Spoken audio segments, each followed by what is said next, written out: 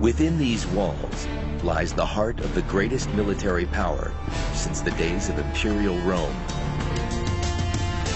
The Pentagon, a symbol of glory and respect, a target of distrust and fear. You have to first and foremost make sure that you're the biggest dog on the block. The people within are charged with the defense of the United States, but their actions reach across the globe. The best protection we could possibly provide the American people, it's killing and destroying the people that would kill us. The Pentagon must act when called upon in complex times of uncertain outcome. If you're going to put people's lives at risk, you better have a darn good reason. And you better know what that reason is. And you know why you're doing it. It must act despite the enormous consequences of its every move. It cannot stand still, for the world around it seethes with the fires of conflict and the tides of history.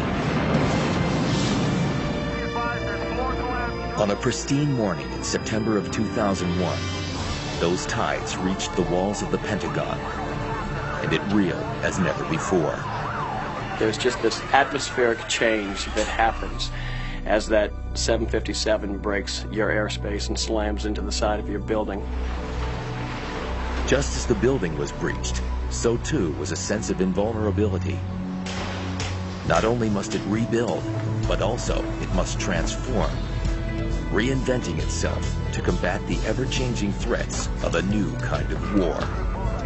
More than any other institution I can think of in the world, the U.S. military's attention really has to be on all things at all times. They don't know where the next war is. This enigmatic place is the sum of many parts and many people. The Pentagon is more than just a building. It's almost like a living, breathing organism. It is an institution as complex as any on Earth, a place of war, power, and tradition. It is filled with history, and it is history-making. It is the extraordinary building known as the Pentagon.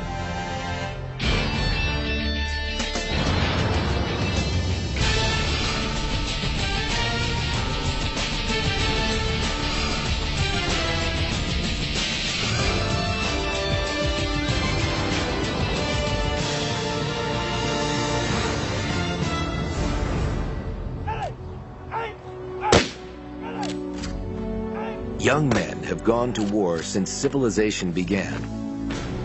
The United States has been called upon to send its people into battle again and again. For the last 60 years, the call to arms has come from inside the Pentagon. This is the home of the U.S. defense establishment, one of the largest institutions in human history. The Department of Defense and its armed services are headquartered here.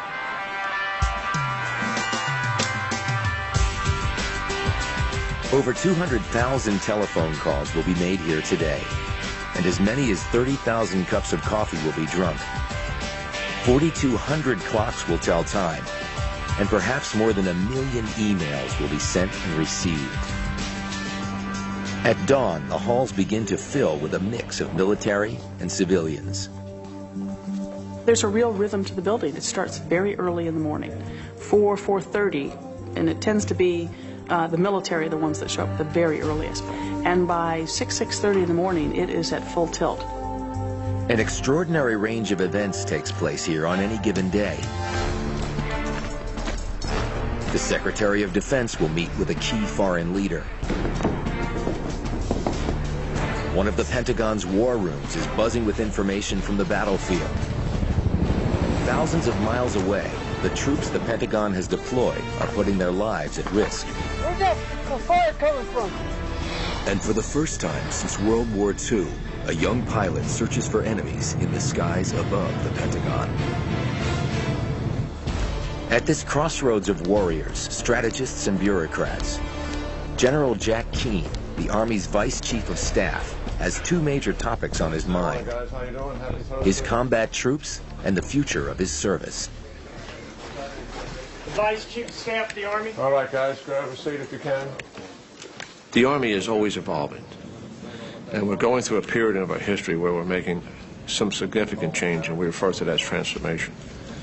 Because when we look at future wars and the needs of the Army, we want to make some rather profound changes in the Army. And the question is we're going through time here on a go-to-war footing.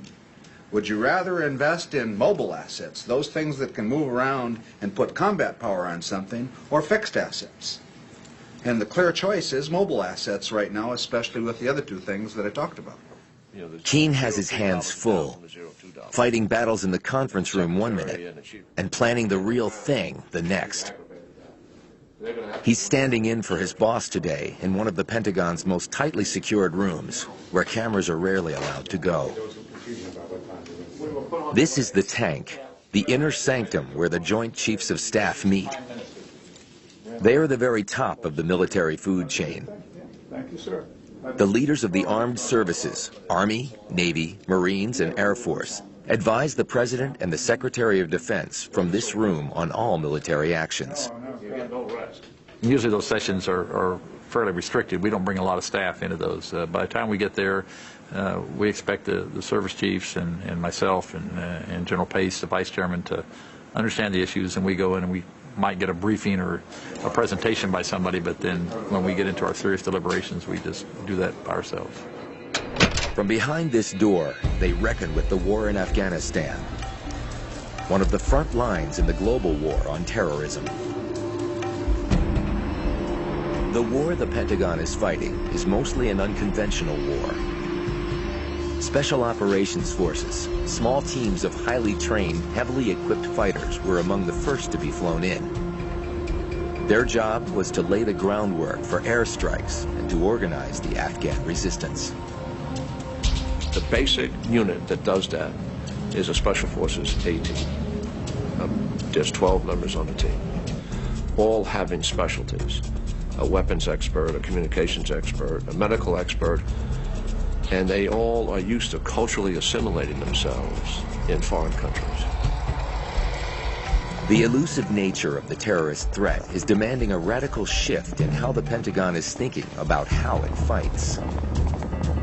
We have not had to construct a global military strategy to deal with the threat since World War II. And that is very different than what our operations have been post-World War II. The new strategy must confront a constant from all battles past, the fog of war. Combat is a chaotic affair, and commanders don't necessarily know what is happening until after the smoke is cleared.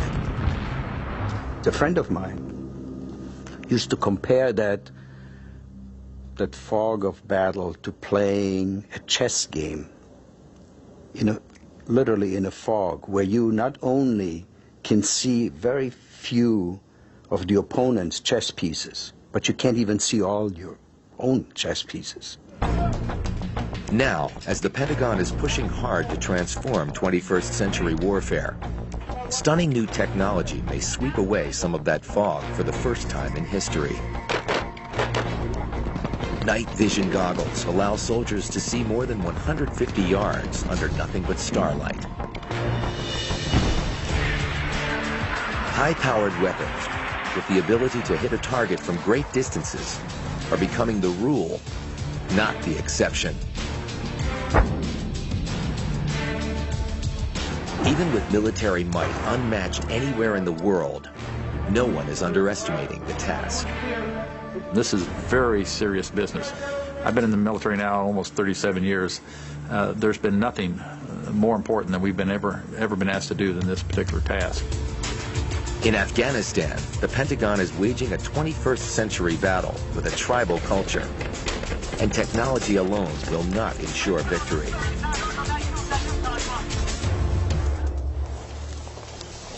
Even in times of crisis, the Pentagon fights more than military battles. It must also wage a war of words. In the press office of the Secretary of Defense, the goal is to keep the message clear, consistent, and controlled.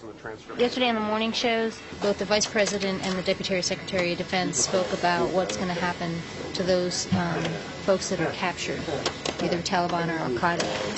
So we're just going to compare to see what the Vice President said versus what Deputy Secretary Wolfowitz said to make sure that we're being consistent. Today, the hottest topic is a tape that has surfaced of Osama bin Laden. The rumor is that it will be proof of his guilt in the massive September 11th attack. The press is clamoring for the tape, but the Pentagon and the White House are still coordinating how, when, and if it will happen. But I don't know if the tape will be done, but... The back-and-forth discussions are held around a conference table set up appropriately enough for ping-pong. When it's released, it'll be released. I don't believe that... They are critical as to how this highly sensitive material will be handled. Clark, last night, there's still the desire is that we release it within the Defense Department, and we do it probably on Wednesday. My instinct is... Victoria Clark is the head spokesperson for Defense Secretary Donald Rumsfeld. The Secretary is holding a press conference in just a few hours, and she has to be ready to brief him about the bin Laden tape. You read it, it's pretty powerful on its own, so let's just let it stand out there by itself. I guess mine's more of a technical question, though. Right. We've got these 2 transcripts now. Right. Well, we will, at the end of the day, have these 2 transcripts. What are we going to do with them? Well, we should reconcile them. Who among us is qualified Who's going to be the adjudicator? See? I'll look at them. Yeah. Okay. I'd be happy to look at them. Can you get the 2 translators on the phone at the same time and have them come to some kind of agreement while you're talking through it? That way you can say that both translators agreed to this final version. That's a good idea. to this final version. What do you guys think about that? Yeah, I mean, these are all good things, but the more we add on, the subtext, putting 2 translators together, Right. we're adding a lot of time to what's your goal? But you're adding more credibility. Clark's next meeting will be with the Secretary himself to advise him before he goes before the press, when he could be peppered with questions about the tape.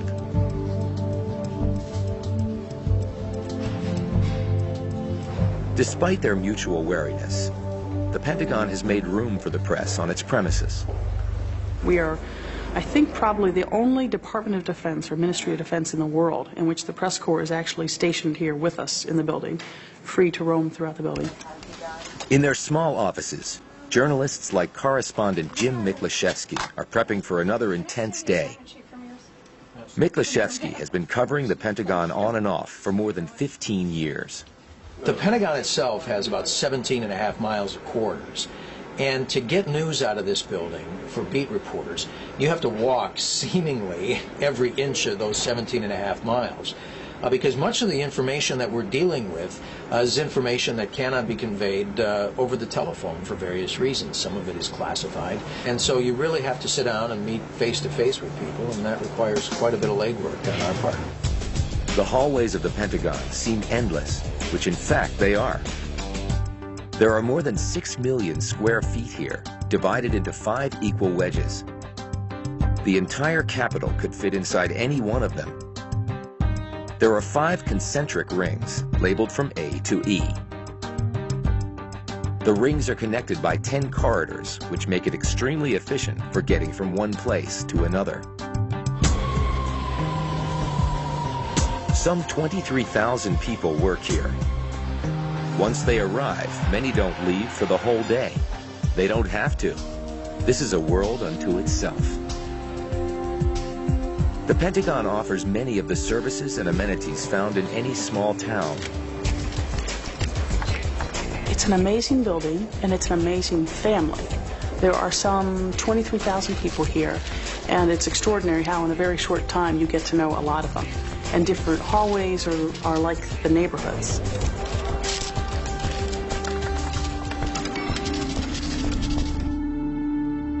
One area of the building is unreachable these days, though. The 3 outermost rings between corridors 4 and 5.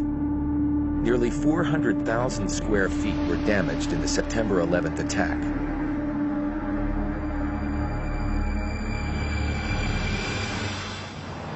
The funny thing about mornings like September 11th are they start off like any other day of the week. You deal with the hassles of traffic, with all of the regular hassles of living in a large metropolitan area and trying to get to work. I was sitting at my desk. A friend had called from Fort Belvoir, about 10 miles south of the Pentagon, and she was asking if I had heard about what happened to the World Trade Centers. And of course, I had. And she jokingly told me, you know, the Pentagon is probably next. You ought to get out. And it was just at that moment that you just felt and heard the plane impact the side of the Pentagon.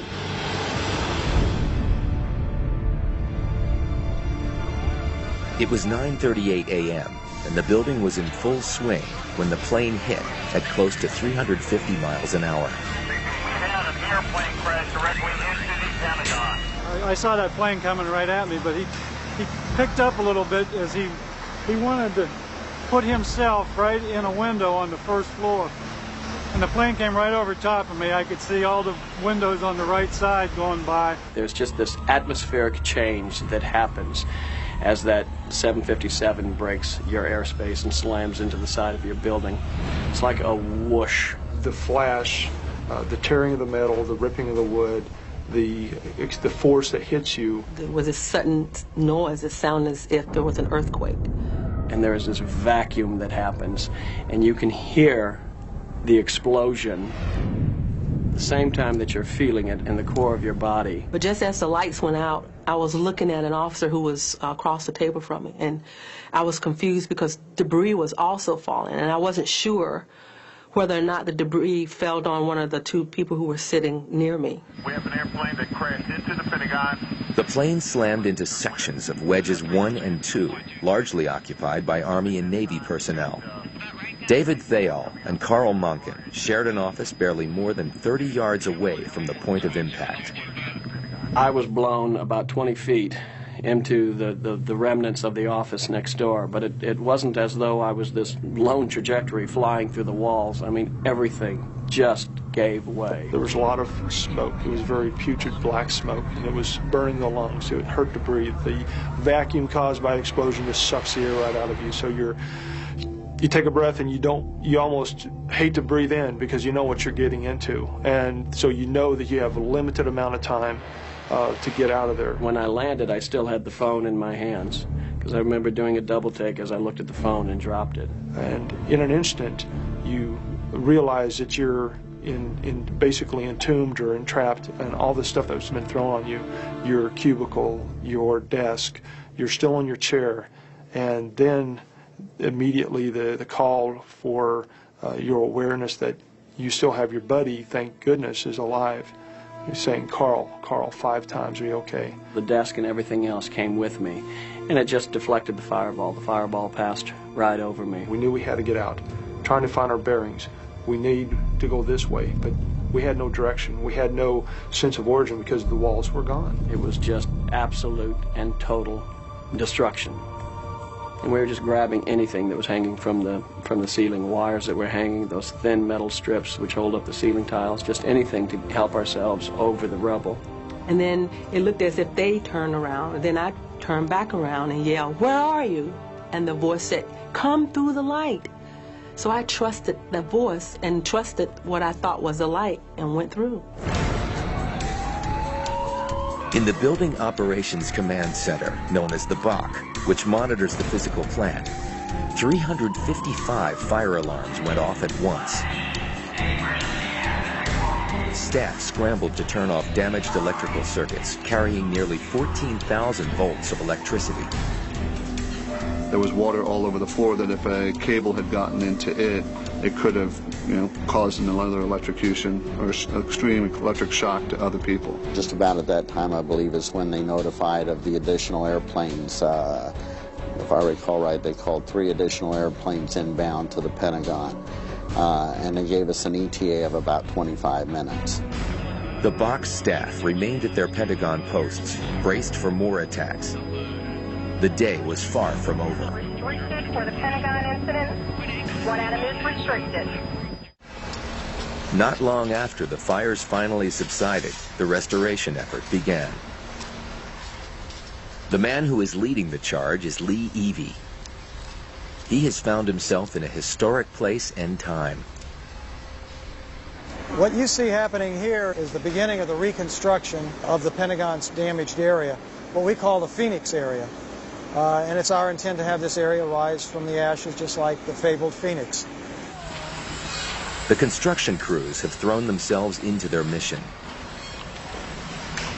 They work around the clock, every day, including weekends, no matter what the weather or the emotional toll. We've taken it as our goal that at the one-year anniversary of September 11th, that we will have people on the E-ring, that outermost ring, sitting in their offices, behind their furniture, doing their work, and watching that commemorative ceremony from the inside of the building out. And we will achieve that goal. We're trying to put the pieces back together as fast as possible.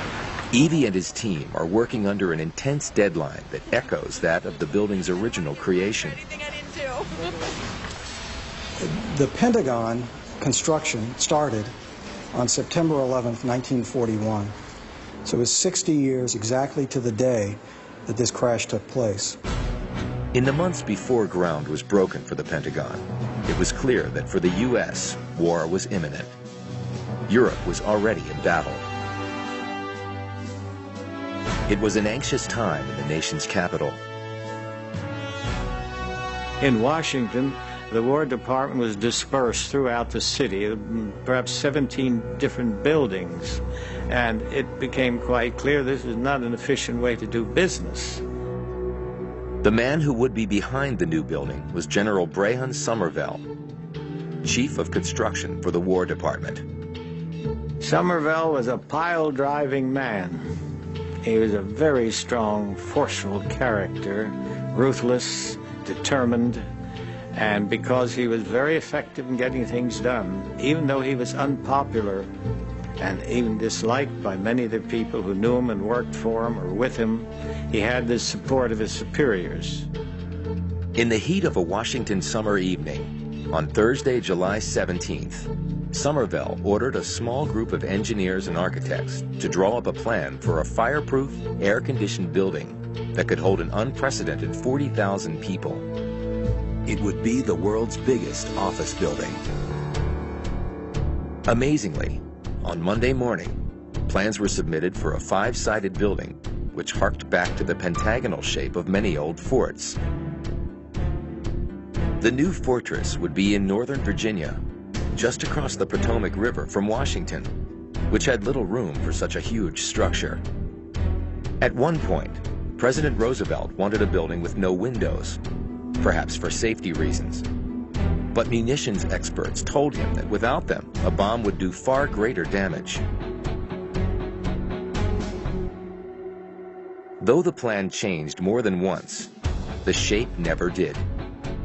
Less than 2 months after its conception, construction began. Even with 4,000 men working 3 shifts, progress was sluggish. At this rate, it would have taken 8 more years to complete the Pentagon. Then came December 7th, 1941.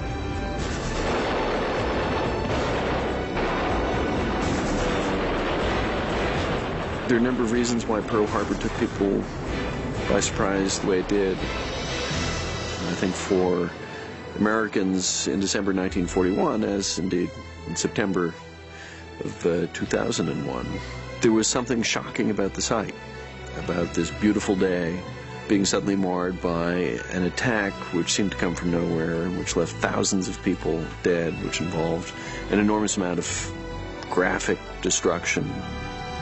Spurred on by the attack, construction shifted into overdrive. The Pentagon would be built in only 16 months. They used 15,000 workers. They worked 24 hours a day, and they got all 6.5 million square feet completed in 16 months. By the following spring, people were already installed in the unfinished building. That May, the government declared the building would be called the Pentagon.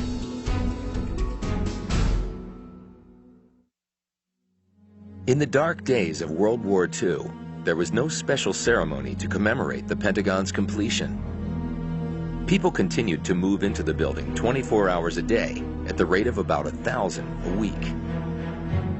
They were engaged in a mission, and thousands of miles away, so were the armed forces.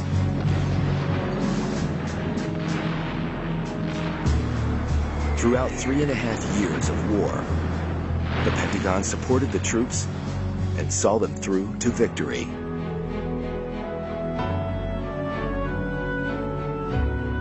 It had been proposed that the Mammoth Building could become a storage facility after the war.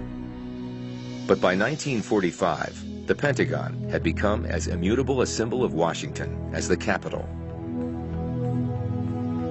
A few years later, the War Department had become the Department of Defense, and the Pentagon was its permanent home. Over the decades, hundreds of thousands of people have walked these halls.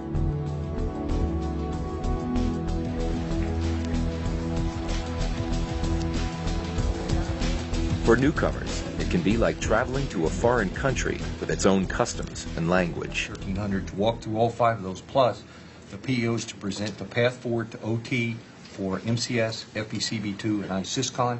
The PEO will also present the path forward to the IV OT. And I remember going to a budget briefing, and I remember the briefer put up a slide with type about the size of the stock tables in the back of the paper. This slide jammed with letters, and I'm trying to read it, and they kept talking about, I can't remember what the acronym was, but they kept using this term, you know, the spam jam or whatever it was. And that's what it sounded like to me. So finally I turned to this, I thought, I am the only one in the room who doesn't get this, and I feel like an idiot. So I turned over to this 4-star and I said, "Sir, what's the spam jam?" And he said, "I haven't the faintest idea." So I didn't feel so totally lost. As a former journalist, Pete Williams went from outsider to insider when he became the Pentagon spokesperson in 1989. Like many people who did not serve in the military, I had this cliche view of people in uniform. If you go to any community in America and ask yourself, who's running the blood drive? Who's running the Toys for Tots program? It's going to be people in the military. The enormous esprit de corps of the military, it runs through the Pentagon, it goes through the pipes in the building, it runs through the electrical current, it's in the air. So it is a very impressive thing that you'll never forget.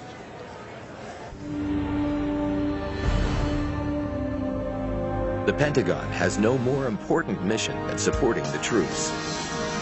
Providing them with good training and sophisticated equipment has always been critical, but it is especially true now, as the military's mandate evolves with the times.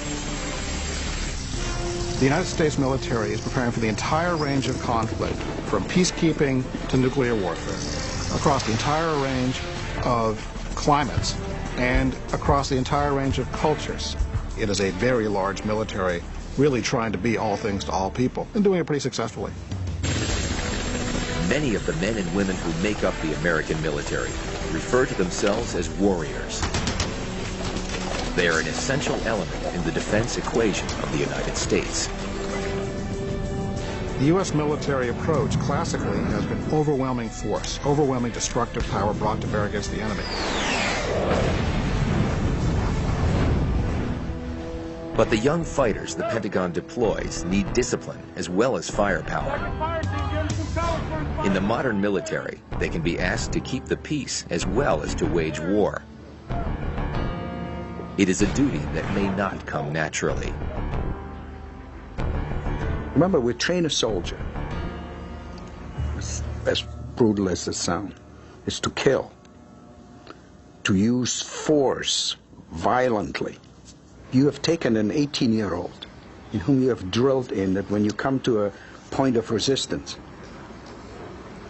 you hit with all the violence at your disposal to get through that resistance. The human factor in war will remain unpredictable. But the Pentagon is always looking for ways to increase the odds in its favor. It's a process fraught with both pitfalls and promise. In the Army, one new fighting tool is slated for deployment in 2003. It's called the Land Warrior. After initial failure, the hope now is that it will transform the nature of combat. We are on the cusp of the era of the smart soldier. Land Warrior is designed to keep soldiers safer and make them more lethal. At its heart is a small computer hooked up to a head-mounted display. The soldier can control both a thermal weapons sight and a video camera with the device. But it does much more. Right now, this soldier is looking at a map. It not only shows where his troops are, it shows where the enemy may be hiding. It takes the guesswork out of navigation. You don't have to pull out a map and protractor and try to plot where you're at, try to figure out. You don't have to intersection, resection. The system enables the fighter to communicate with others by voice or email, rather than shouts or hand signals. Land Warrior also expands the capability of weaponry. It allows soldiers to fire more accurately in the dark, using a thermal weapons sight. They can even shoot from cover without exposing themselves to return fire, because they can see the target in the head-mounted display. It enhances our survivability for the fact that we can shoot around corners from inside of foxholes. And the video camera can take digital pictures of targets, which can be instantly transmitted to fellow soldiers in combat, or to commanders who may be miles away. Land Warrior is not ready for use, but some of its technology has already been deployed.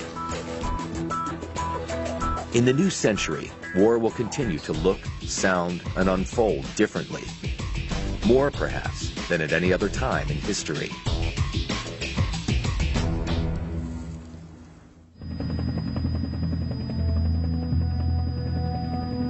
Pentagon warriors come in all manner of disguise. Some are dead ringers for civilians. I took myself out of the field, out of the battle dress uniform, the muddy boots, where I spent my whole career in the woods, basically transformed overnight, set the uniform aside, put on the civilian clothes, grew my hair long, and tried to blend in as much as possible. Lieutenant Colonel Ted Anderson has seen combat more than once. His Pentagon persona is congressional liaison, a lobbyist who fights for the Army's budget. Well, Brady doesn't know where we're at. Okay, I'll let Brady and everyone know. The Pentagon's funding has often been a source of no small amount of controversy. Awash in politics and charges of recurring excess. Promised to put DRF money. With figures sometimes topping 15% of the federal budget, defense spending can come under heavy fire. This time around, though, post 9/11, criticism seems muted. It is Congress that has the final say in just how much money the Pentagon will get. Anderson's responsibility is to see that the Army's leaders are ready to answer questions from members who may have their own agendas for military spending. It's General Jack Keene's turn in the hot seat. Anderson is there to back him up. The colonel has served under Keene at 3 different posts over the years. General Keene is a no-nonsense, hard-nosed soldier who grew up in New York, and soldiers intuitively are drawn to General Keene because he is a soldier. The unfunded requirements were $8.7 billion. Back at the Pentagon, young MPs from Keene's old command, Fort Bragg, have been deployed to guard it since the September 11th attack. The Vice Chief of Staff makes time to visit them. After all, they're his troops. You guys doing all right? Just fine, sir. Well, great seeing you. Hey, guys, how are you? Airborne? Good to see you. Y'all doing okay? Yes, sir. Airborne, guys. All right, we've been here since 20 September, thereabouts? Right, sir. Yeah. As much as you want to stay a field soldier forever, it's not the right thing to do. The right thing to do is also to come here to the headquarters of the greatest military in the world and provide the talent and the experience that you have, and hopefully some insightful judgment as well to help those in the field. So you feel good about being here. It's not like jumping out of airplanes with soldiers at night and riding in helicopters with them. My life in the past was an association with soldiers, sergeants, and I missed that association, and no doubt about it. But being here is the right thing to do. And thanks for what you're doing out here. I mean, you know how important this is. This is a battlefield here. We already know that. I mean, we've had 184 people killed here. On that terrible day in September, in the midst of the chaos, some of the building operations staff had voluntarily stayed behind, despite warnings that more terrorist strikes were on the way. We divided into two groups, 3 of us on each side of the center courtyard in case something happened. There would be a group still there, hopefully.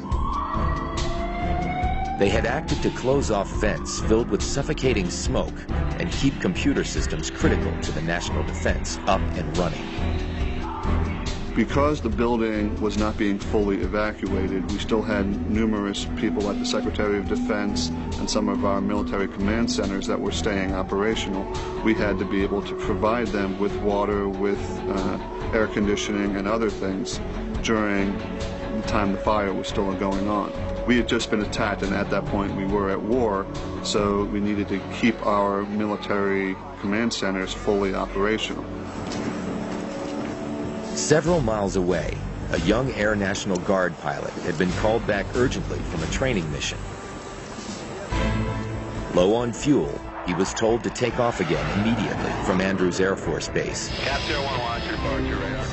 At first, to be totally honest with you, I didn't know what I was going to do because I wasn't being told anything. There's nothing on my radar because there were no other airplanes flying. Everything had been immediately grounded from their present location. On top of all that, there was no radio chatter. Normally you hear lots of aircraft talking, the air traffic controllers talking. It's dead silence. On the ground, Ted Anderson was transforming from a lobbyist back into a field soldier. The Pentagon was under attack. My fellow soldiers needed aid. And, it's like combat. And this is what you train for your whole life. A non-commissioned officer named Chris Brayman joined him in the frantic efforts to get the trapped and injured out. As I ran up to him, I introduced myself, said, Sergeant Brayman, nice to meet you. Said, hi, I'm Ted Anderson. My general got out on his watch. I'm not going to let him die. When we got right up to the building itself, right at the point of impact, as close as we could manage, because the ball of fire and the flames were just, they were incredible. We found one of the windows in the older part of the building that had been blown out from the blast. We boosted each other through the window, climbed into the building, and tried to get down about 5 to 10 feet to push open an emergency exit door so we could possibly, allow people to run out to escape. There we noticed a woman. She was clapping. She couldn't breathe. She couldn't speak, but she was just clapping her hands, trying to get it, that stuff. But we could barely see her. We reached in and got her, and pulled her out. We pulled her out, pulled her away from the building, and gave her to some other folks, and they carried her away. Many were under the assumption that still more enemy-controlled aircraft were approaching the Pentagon. Be aware that there were 2 plane crashes in New York, and there were 15, engine 5, engine... When I was in the center courtyard tunnel, the building had been evacuated because the other inbound airplanes, and they were still calling our time to arrival. About that time, it was about 5 minutes to the inbound planes were to arrive. About that time is when a military aircraft with very evident rockets or missiles on the wings flew over top of the Pentagon at a very high rate of speed. At that point, I did not know what had happened, that it was an aircraft that had hit the Pentagon. I thought it was a bomb of some sort, because as I'm passing by it once leaving Andrews, I can see obviously there had been some sort of explosion or detonation. I knew from the point that plane went across that no other plane was going to come and get to the Pentagon. I was given the order that should I need to defend the Capitol against some enemy, foreign and domestic, I had the power to use whatever force necessary. Local emergency services were on the scene, working to get the injured out and move everyone to safety. Inside, the fires raged, threatening the lives of rescuers and the trapped alike. Nancy and I ran back into the building, And this time, one of the cars closest to us blew up outside. It scared me to death and knocked me down inside onto the floor. And in getting up, I noticed this bright flash go by me, this orange flash. And I was afraid that, I covered myself because I was afraid perhaps it was part of the ceiling caving in or something. And you couldn't see anything else for the smoke, just this bright glow. And whatever it was ran by me and bounced off the window and then bounced back down on the ground. It was a person. The front of this person was on fire, and he was trying to get out through that window. We tackled him, smothered the flames, and he is so pumped up on adrenaline now. He's screaming the whole time, "Go get the people out in the corridor. There are people behind me. Please go get the people in the corridor." We carried him all the way out, handed him off to somebody else. And that's when we ran back again and tried to get through the door, and we were stopped by the firemen. We wanted to get in there. We knew at first hand what we had saw inside. If we didn't hurry up and get back in there, there was going to be anybody else left. Because you could see people burning in the windows. We have an unwritten code in the military that states you will never leave anybody behind. Whether you're injured or whether you're dead, you will never be left. You will always be brought out. Be advised, there's floor collapse, structural integrity is compromised. I'll give you a report on the interior.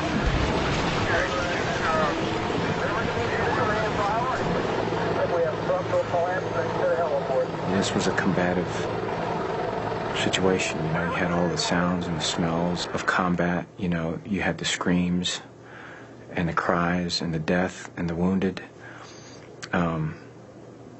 But yet, although the fire department was doing their job, and I'm glad they did, we had to leave our comrades behind. And I know that in my heart we could have probably got him back. Or I was going to at least die trying to get him. Later, one of the battalion fire chiefs told me that they had found 15 bodies stacked up inside in the corridor.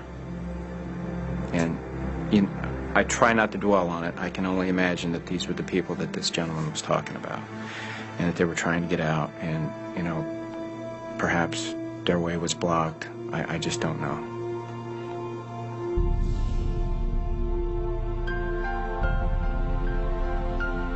It seemed inconceivable that such a thing had happened, and in an instant, it had changed the Pentagon forever. This was a new kind of threat, but the Pentagon had faced other crises in its past.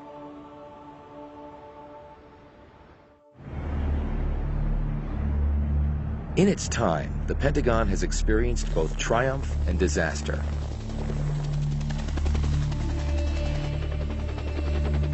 Some 30 years earlier, it was rocked by a very different war than the one that is waging now. No era was more difficult or damaging than Vietnam. The after effects are still being felt. There's a sort of never again mentality inside the U.S. military. It's been passed down through generations of officers about Vietnam. I'm not sure it's always the right lesson, but boy, that lesson still looms very large in the U.S. military. Vietnam was like nothing the Pentagon had ever encountered. What had begun as an effort to stop the spread of communism became a trap from which there seemed no escape. American officers felt enormous pressure to succeed, which led to frustration and ultimately a great deal of deception. Washington could only make decisions on what was getting back from the field. And one of the things that quite clearly happened, what I would describe as the corruption of data as it passed up the chain of command. A lieutenant would file his after-action report, and it would look sunnier and sunnier and sunnier as it went to division headquarters, to regional headquarters, to Saigon, to the Pentagon, to the president. The war dragged on and on, taking the Pentagon down with it. Some in the once proud defense establishment felt betrayed by an administration that seemed unable to extricate itself from the nightmare. The basic belief that seems to be pervasive in the U.S. military is that civilians meddled in the Vietnam War, that the lesson of Vietnam was that the politicians got too involved in the basic decisions about the war. Outside the Pentagon, public fury was increasing. The protests reached right up to the walls of the building itself. There was disillusionment within the ranks as well. Those might to some sound like harsh words. But at some point, the leadership of our country understood perfectly clearly that this war could not be won in Vietnam. And yet they continued to send in young men and women to die, and went to bed at night and slept well. And I hope to God we never do this again. And I think everyone who is a civilian leader, whose job it is to send young men and women into harm's way, better look themselves in the mirror every night and say, have I sent them knowing that they cannot win? That they're going there for naught. And I think in this country this occurred. In 1975, when it all finally ended, the credibility of the Pentagon was in tatters. At its lowest point, the youngest Secretary of Defense ever was sworn in, 43-year-old Donald Rumsfeld. Everything suffered during the Vietnam War. It was the era of guns and butters both, and in fact the guns suffered because everything the military invested in went for Vietnam. The other thing was there had been demonstrations here and the various people throwing blood in the front steps and that type of thing. The building had been closed, they'd never had any public tours, and they turned off every other light as you went down the halls in this building, and it was a dark, dreary, not a happy place to be. So I decided what we ought to do is turn the lights back on, have public tours, and dedicate some corridors to NATO and other groups or activities or people who've contributed to the defense establishment over the decades. Now, after more than 20 years in private life, Rumsfeld is back with a new mission. The Pentagon is not always known for flexibility or efficiency, but he wants to change that. The effort has been clouded by the events of the 11th, however. When there's a war, one has to spend a great deal of time on the war. So since 9/11, I suppose a major chunk of my days involved with the global war on terrorism and in many instances Afghanistan.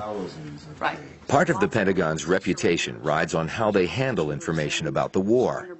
In a few moments, Secretary Rumsfeld will appear before the press, who will want to know about, among other things, the bin Laden tape. Has already been characterized, portions of it. Has anyone seen pretty it heavily outside of the linked. government? I don't think anyone outside the government has seen it yet, but there's been some pretty heavy characterization of it.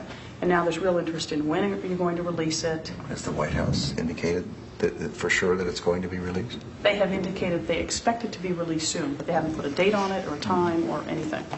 Should we go? Yes, sir.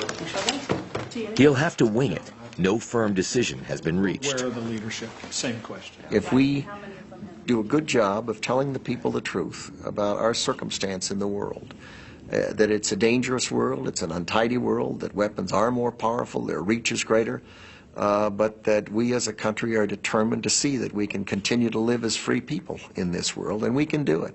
This country, more than any country on the face of the earth, can do that. See, they got you working again? God bless them. I love you. Good. Keep going. You're a secret weapon. We're not going to run out of things to do. No, indeed. We got a lot to do. Rumsfeld, more than any other secretary I've covered, and I've covered about 4 or 5 now, really has imposed his will on the Pentagon in a striking way. He's very brusque, he's very straightforward, he's not afraid to take people on, and he kind of has also a little bit of a frat boy Princeton towel snapping attitude to him. Not afraid to josh a little bit.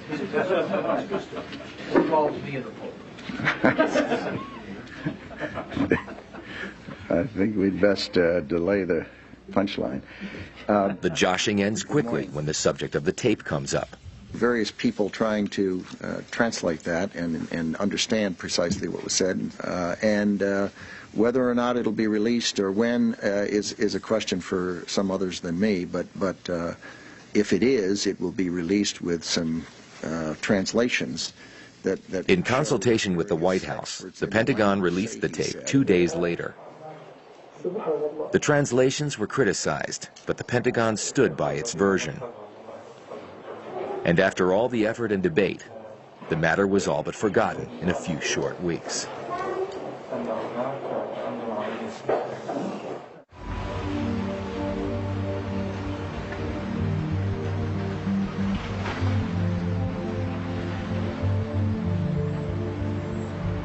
"184 victims at the Pentagon site were among the thousands of lives lost that September day.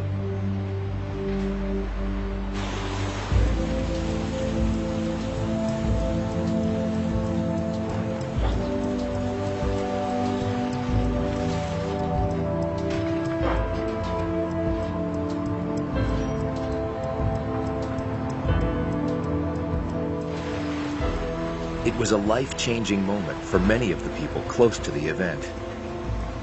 For one, it had a tragic irony as well. It's right at the dividing line between... Lee Evey had been heading up an overhaul of the entire Pentagon for nearly 4 years. That gives them a lot more... A former NASA contract negotiator, this was his first construction job, and it was the biggest federal renovation project in U.S. history. It was desperately needed. The building was in terrible shape. But in September, his task was suddenly transformed.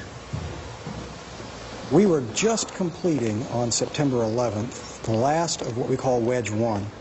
The renovation above ground consists of 5 wedges. Each wedge is a chevron shape of about 1 million square feet. We were about 5 days from its completion, and we were moving people from Wedge 2 into Wedge 1. The renovation was much more than cosmetic. The windows may not look that unusual, but each one weighs close to a ton. It's an exact replica of the original, but its glass is 2 inches thick. It's built as a replica of the historic window that was here previously. So if you look at the window from the outside of the building, it looks exactly like the window that it replaced, including the handle and the little clips that would put a screen in, etc. But in reality, the window is not designed to ever open. It'll always be closed for 2 things. First, it's to serve as a blast inhibitor. Okay? And second, in case of nuclear, biological, or chemical attack, you don't want to have the windows in the building open. In a twist of fate, Flight 77 hit the Pentagon in the most protected place possible. The renovation and the windows saved lives, like that of the man who was leaning against his new 4th floor window when the plane hit the building directly beneath him. He was thrown across the room when the aircraft impacted the building, got up in time to see the large fireball and the explosion from the aircraft. And he was very fearful that he was going to be badly hurt because of the force of the explosion. And indeed, the building shook and the window shook, but the window didn't even have a crack in it. He walked over, opened the doorknob, and walked out of the building. That day, most survivors stumbled home exhausted. But thousands of people reported for work at the Pentagon the next day, even while the fires continued to burn. Terrorists have demonstrated they're willing to take their own lives. They're willing to fly airplanes filled with hundreds of people into buildings and into this building, the Pentagon. They also have demonstrated an enormous desire to get weapons of mass destruction. They have been actively trying to get chemical and biological and nuclear and radiation weapons. If they get them, and there's no question but that they're willing to use them. With such threats to the mainland, the Pentagon is assuming domestic responsibilities it never asked for. Homeland Security patrols are underway just off American shores. An unheard-of concept on this scale since the days of World War II. Maritime Homeland Security mission is to find and stop terrorist activities trying to get inside the country. Specifically looking for weapons of mass destruction, nuclear, radiological, biological, chemical, or other large explosive devices that can cause damage and casualties on a mass scale. God forbid we find a ship that's actually got some sort of large destructive device, and then our job is to stop it and get control of it and go from there. As part of a joint Navy Coast Guard mission, a foreign registered freighter has been chosen for a random check to be performed by the Coast Guard crew aboard the USS Thunderbolt. Morning, Captain. This is U.S. Coast Guard Lieutenant Len Robinson makes contact with the vessel. May I have the spelling of your vessel's name, Captain? Yeah, of course. It's Mike, Alpha, Romeo. The armed services are prohibited from carrying out law enforcement. The Coast Guard, which is under the Department of Transportation, will execute that part of the job. We're going to go on, verify his claim nationality, verify his crew registry, and his cargo that he's carrying in support of Homeland Security. Motor vessel radio, motor vessel radio. This is U.S. Coast Guard, over. Yes, sir. Marudio reply. Go ahead, please. Roger, Captain. We're going to be sending our boarding team over at this time. Request that you have your crew mustered in the salon. Make sure they have their passport, visa, and your crew manifest available for my boarding team.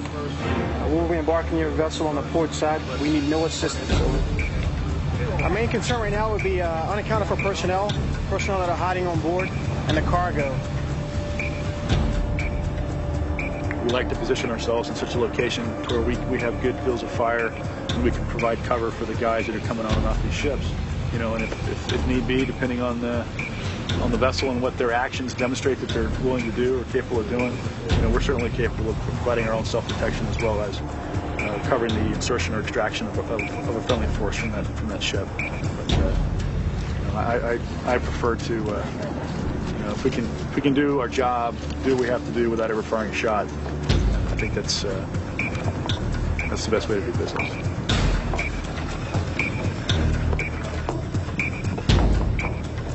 The boarding squad discovered problems.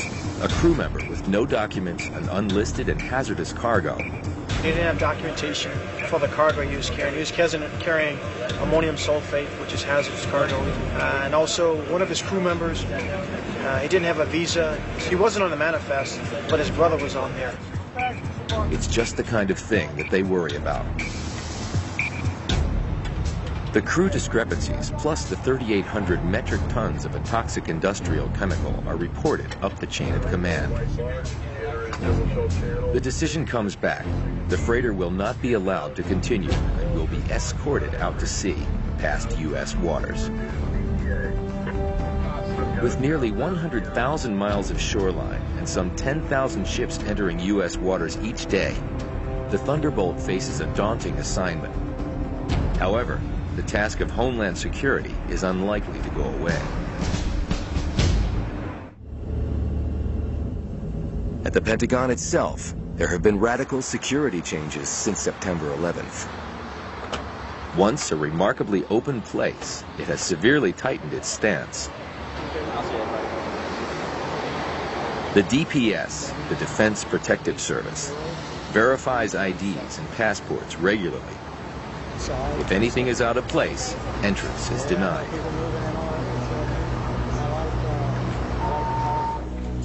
This morning, the DPS has seen something they don't like in one of the 67 acres of parking.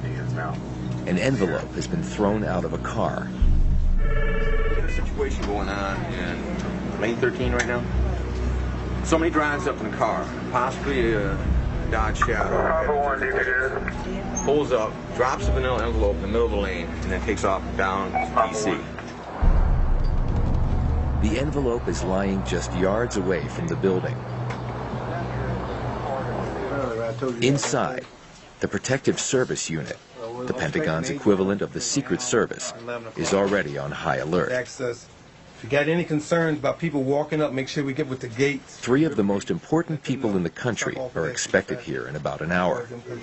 All right, today we got a luncheon that's dealing with the Vice President, Secretary of State Colin Powell and Condoleezza Rice, security advisor. Myself and Van, we're going to be outside on the plaza. While the Protective Service Unit is prepping for the arrival of the VIPs, the Fort Bragg MPs are called in to cordon off the area around the package. Meanwhile, Lieutenant Colonels Ted Anderson and Ron Ellis are headed out to the Hill for another hearing. But they are about to run into a problem. Are we locked in? Yes. That's not good. The Pentagon is frozen. No one can go in or out. There's an incident outside. We're going to make that adjustment because of what's going on the other side of the building. And when we finish with that, maybe something else will come about, or maybe another suspicious baggage, but we'll deal with that when it comes up. The VIPs are expected shortly. Secretary of State Colin Powell is scheduled to arrive first.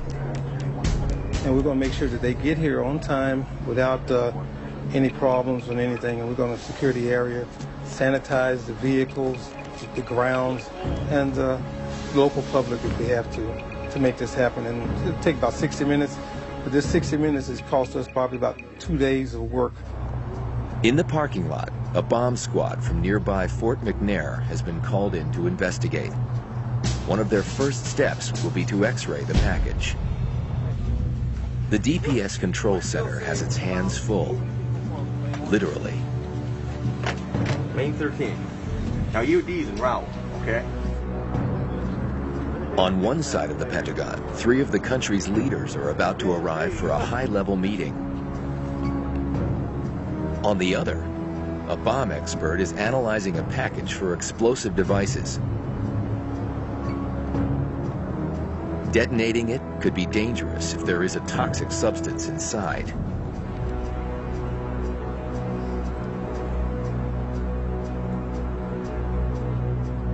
We were out waiting on the bus. They told us to come back in a quarter to, and they locked the door as they finished the incident. And then when that's done, they'll let us out, but we don't have a clue. We might be able to go out the metro entrance. Yeah. But for as far as the buses are concerned, Cops aren't saying how long, like 2 hours. they didn't tell us.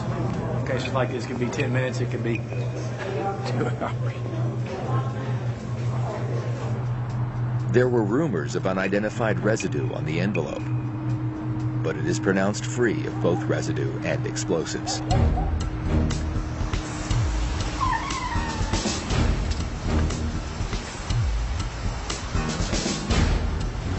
Powell arrives safely and disappears into the Pentagon that he once commanded as the chairman of the Joint Chiefs. We don't want our principals standing outside in harm's way for any length of time over 60 seconds.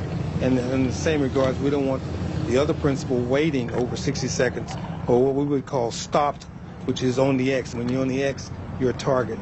So we want to keep the wheels rolling, keep the feet moving, so when the vehicles come up to the steps, the secretary's there, they shake hands, they come in, and the operation goes off smoothly. If everybody has to wait, then someone that's lurking outside has a good chance of setting up a good shot, and we don't want that to happen. By the time everyone arrives, the package has been cleared. But the DPS's job is not over. They looked in there briefly. There were some papers and some paper clips.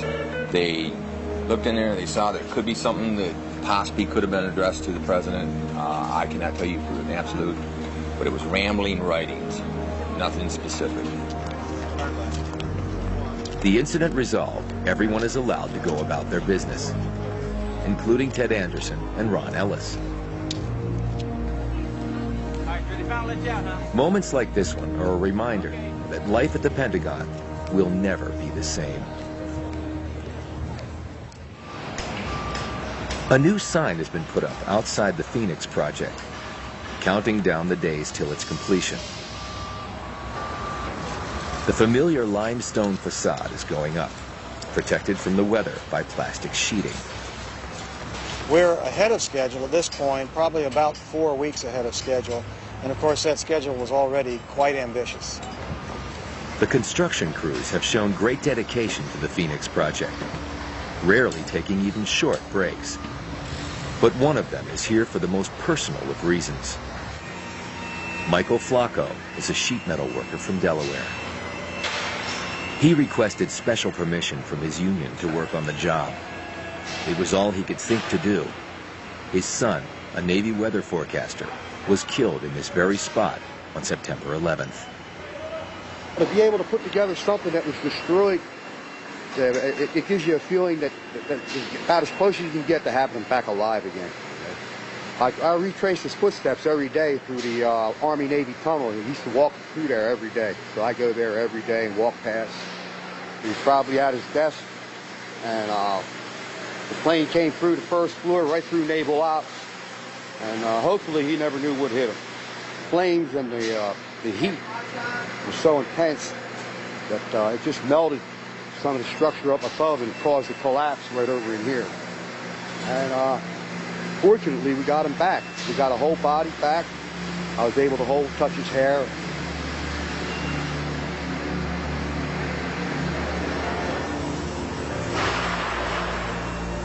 There is more being rebuilt here than walls and corridors.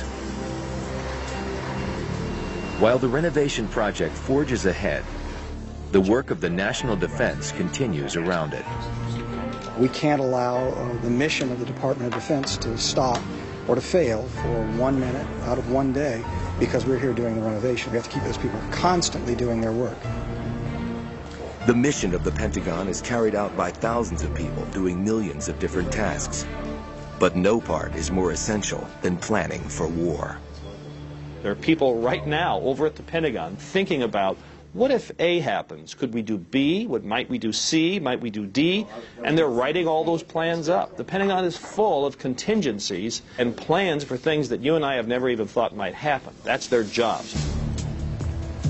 In 1990, a plan was being devised in the Air Force that would help change the face of warfighting. It was brewing in a small Pentagon think tank, or cell, named Checkmate. It was led by Colonel John Warden, who wanted to open up the sometimes musty Pentagon to new ideas. The old way of thinking about war was very much of thinking that war was a clash of two armies or air forces or navy, and what became fairly clear as we're moving into the mid-1980s was that that was much, much too small a view of warfare. So the concept of the enemy as a system was to think about an enemy as something that was significantly greater than just the military side of it. The Checkmate team put theory into practice when the Gulf War loomed. They devised a plan for an operation which would target the country's infrastructure as well as its military. It was Iraq that would be on the receiving end. Very early on, this whole team said, wow, we've got something that's really powerful, and then that feeling maintained itself through the planning and then through the war itself. The plan was possible, in part because of innovations in the American arsenal. Precision weapons, guided by lasers and able to hit with far greater accuracy than weapons of the past. In World War II, for example, if we wanted to have a very high probability of hitting a target, you had to drop 9,000 bombs to have a 90% probability. In the Gulf War, with the precision bombs, one bomb gave you that same probability that took 9,000 bombs in World War II. So what that meant was that we could hit a lot more targets with a lot fewer airplanes. Within a few days of beginning the air campaign, the Iraqis were stunned by what Warden called parallel attack. And parallel attack meant that many, many things happened to Iraq at the same time, which induced a state of paralysis which was almost impossible for the Iraqis to deal with. It's sort of a 1,000-year flood problem. You simply can't prepare for that kind of a thing. Precision weapons and the strategic use of air power helped make the Gulf War an enormous operational victory for the Pentagon, helping it move past the legacy of Vietnam. Desert Storm worked extremely well because the U.S. military learned the tactical lessons of the Vietnam War. They really went to school on how do we fight better, how do we connect how we train to how we fight.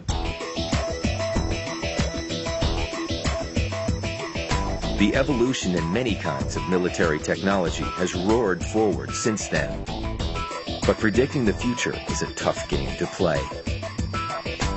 There's an enormous tension in the development of military technology between sticking with what you know worked because it worked in the last war and coming up with something new because you might need it in the next war.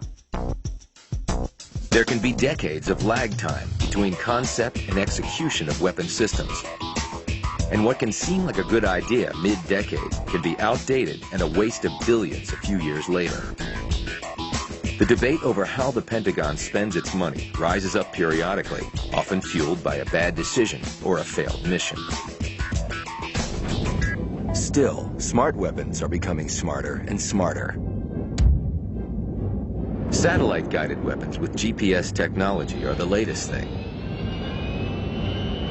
This is a representation of a state-of-the-art air-to-surface satellite-guided cruise missile in development by the Air Force. As it closes in on its target, an infrared imaging seeker takes over. It rarely misses. Even more traditional weapons are being updated to meet new threats. The thermobaric bomb, known as a bunker buster, is designed to suck the oxygen out of caves and anyone inside them as well. Much of the reality of war has been kept distant from the public during the operation in Afghanistan, but that does not make the weapons any less lethal. Hardware alone is not enough for the Pentagon to win its wars. It also needs friends. Today at the Pentagon, allies from 29 countries have arrived to demonstrate their support for the war on terrorism. The Pentagon will not release the exact number of countries with an American troop presence, but they are stationed in at least 2/3 of the world's nations. The troops are there at the pleasure of the host countries.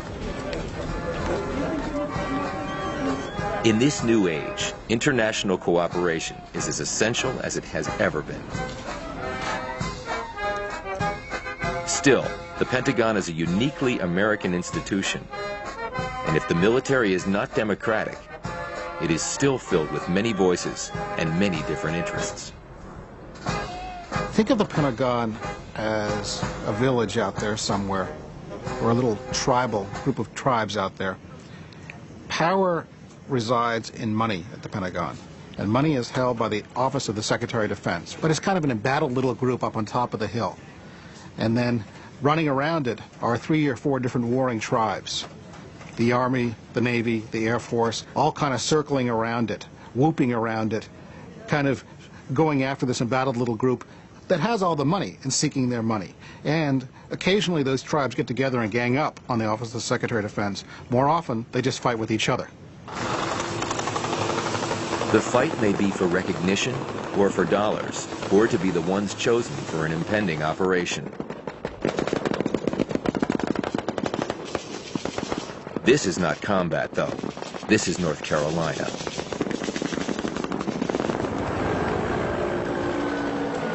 It's a display of Marine firepower meant to impress and entertain. You'll see all the capabilities that the Marine Corps brings to the battle. Everything we do is going to be compressed in time and space because we're putting it on a show for everybody. We normally do this when we don't want you to see us, but today, obviously, it doesn't do us any good to have all these people out here with nothing to see. So you got to see it. We do it mostly at night because we own the night. That's when we like to fight. We're not looking for a fair fight. We're looking to go in there and, pardon my French, kick the enemy's butt and bring all of our soldiers home. That's what we expect. That's what my family expects of me and what your family would expect of you. Squad leaders will have one of these. The Marines here are putting on a show for the community and for officers from all over the world. Thank you. What we want to do is concentrate our combat power so that we can hit the enemy where they're the weakest, and we can exploit that weakness and take advantage of it. The show of readiness builds support with the public, but it can also influence a much smaller audience. The Commandant of the Marine Corps and our Marine Corps headquarters is located at the Pentagon.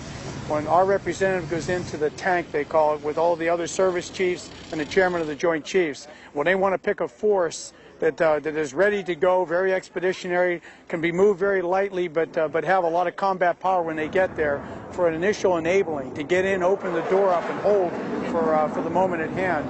I think that we play very well into that role. The day's grand finale is a reenactment of an urban combat exercise, among the most dreaded forms of any combat.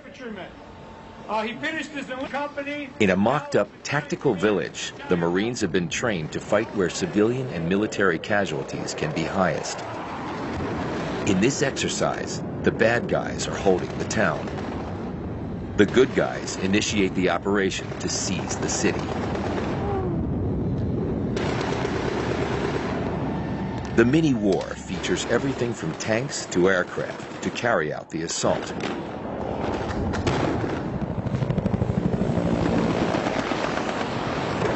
It's a crowd pleaser. Not too surprisingly, on this day in North Carolina, the good guys win. But all the performance art is a rehearsal for the real thing. The Pentagon sends troops where it is told to. In 1992, it was ordered to deploy forces to Somalia on a humanitarian mission. Initially, there seemed little risk.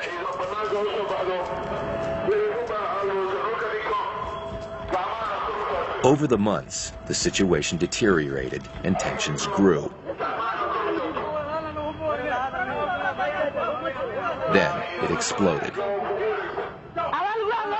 And so when a firefight developed, during which tragically 18 Americans were killed and a large number were wounded, when that fight came, it was such a shock to the public. In the tragic Black Hawk incident, Somalis brought down 2 helicopters and the rescue mission went drastically amiss. The nation and the Pentagon reeled. General John Shalikashvili was sworn in as chairman of the Joint Chiefs of Staff just weeks after the Black Hawk incident. He inherited a nightmare.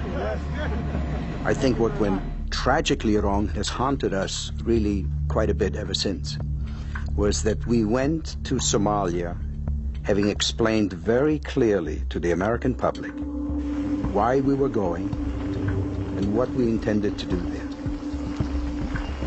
But then, as always in a military operation, things change.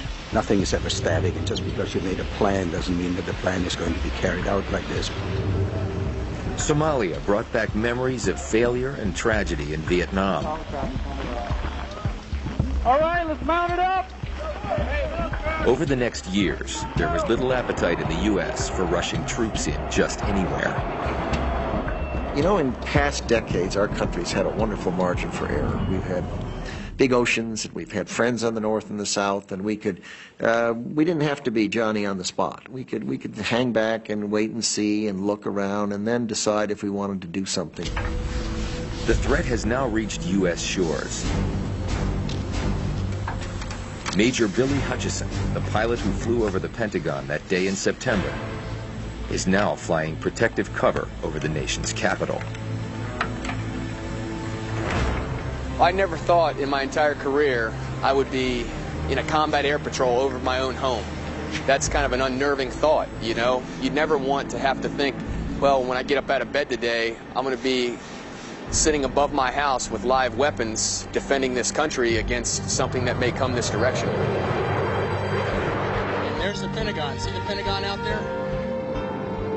On this clear day, there are no enemies in the skies over the Pentagon. But no one is ready to let down their guard.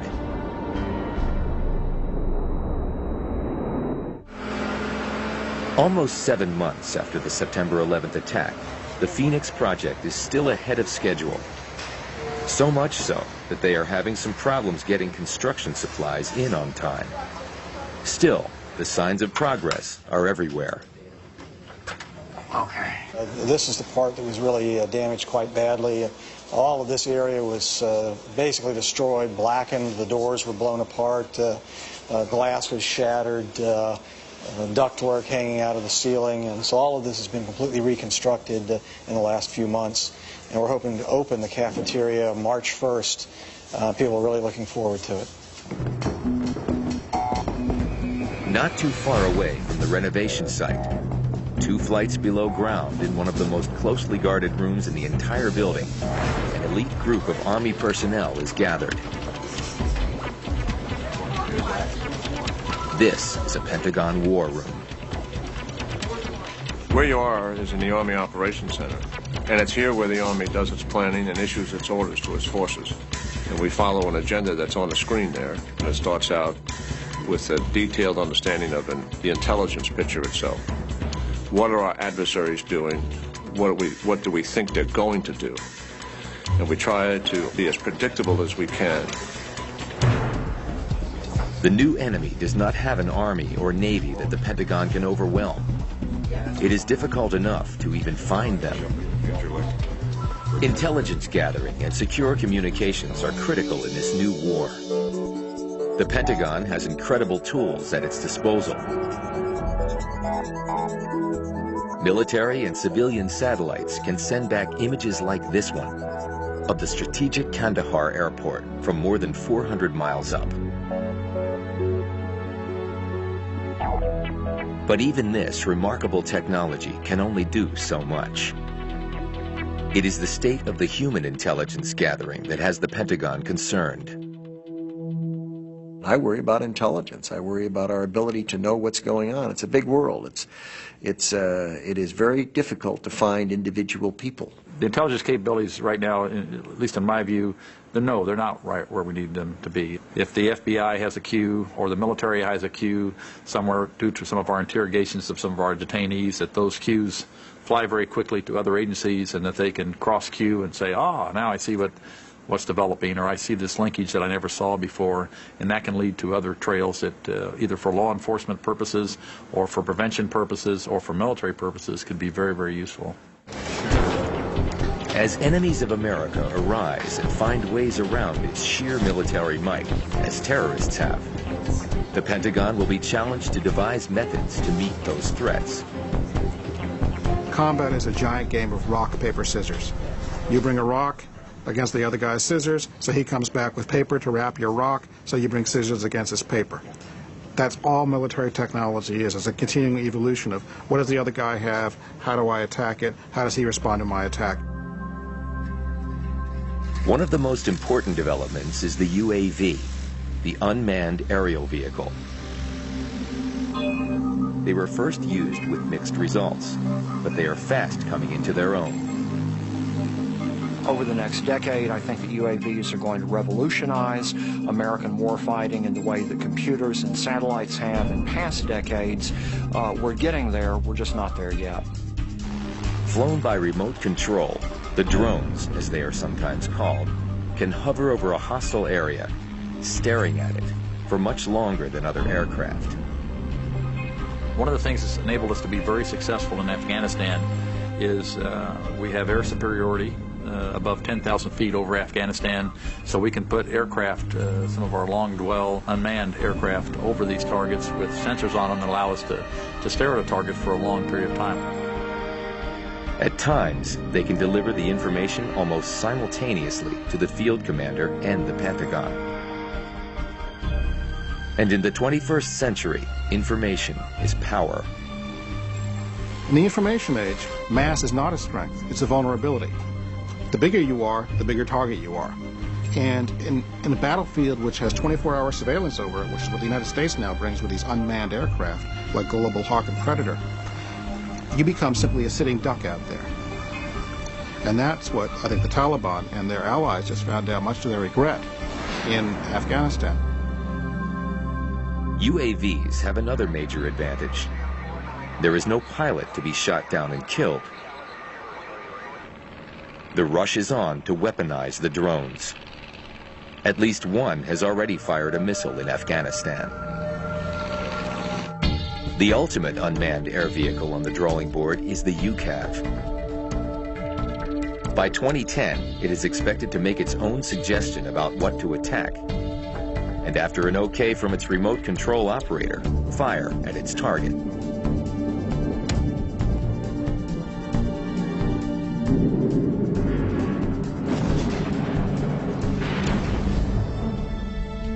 Disquieting or revolutionary, this increasing automation of warfare is expected to continue.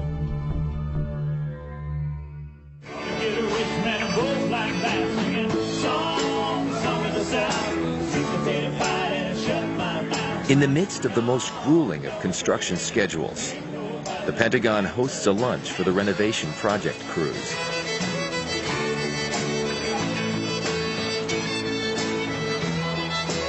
An appearance from the secretary caps the event. I was told you never stopped working. What's going on? Few would argue it's a well-deserved respite. Sweet potato pie and shut my mouth.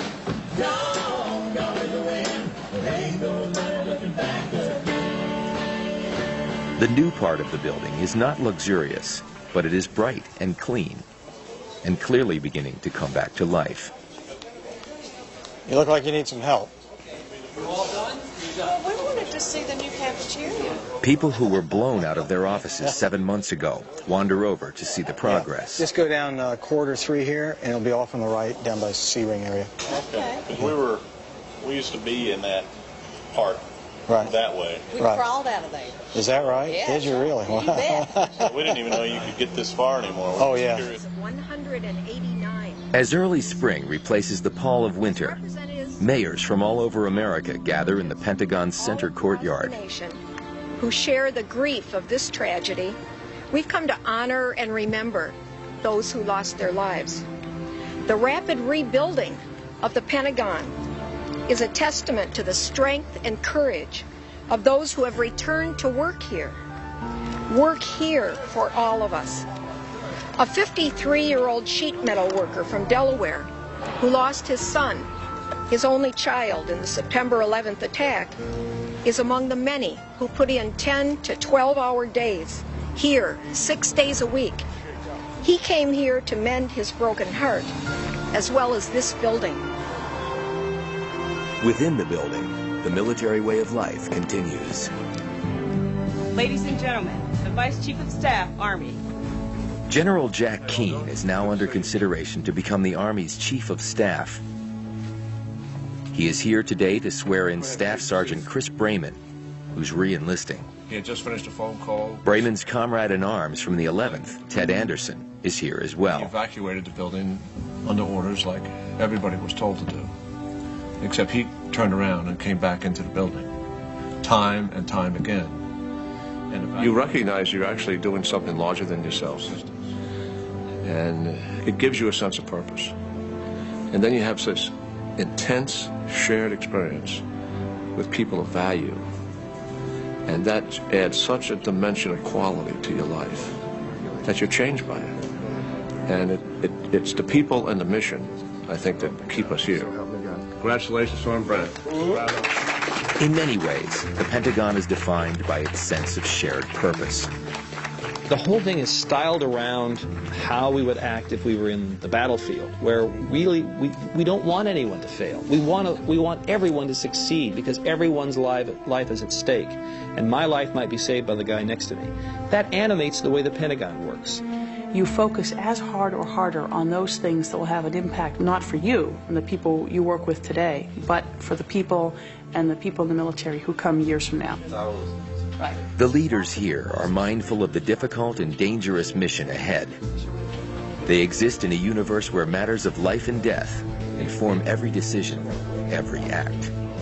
So I don't think we should be under any illusions about what kind of world we live in right now. And that's why it's important that we can't build fences big enough to defend ourselves. I think that's one of the things September 11th told us as well. Now, we can do a better job, and I think we are in that regard, but we've really got to go on the offense in this particular fight. So what one has to worry about is seeing that we stay ahead and that we work harder and smarter and faster at finding those terrorists and the terrorist networks and stopping them before they have the opportunity to gain access to those kinds of weapons and kill many multiples of the people that were killed on September 11th. The Pentagon was created to deal with one of the most terrible expressions of the human race, war.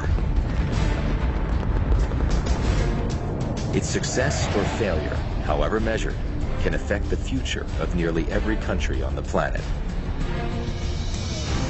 Fear it, respect it, look to it for protection, or desire its destruction.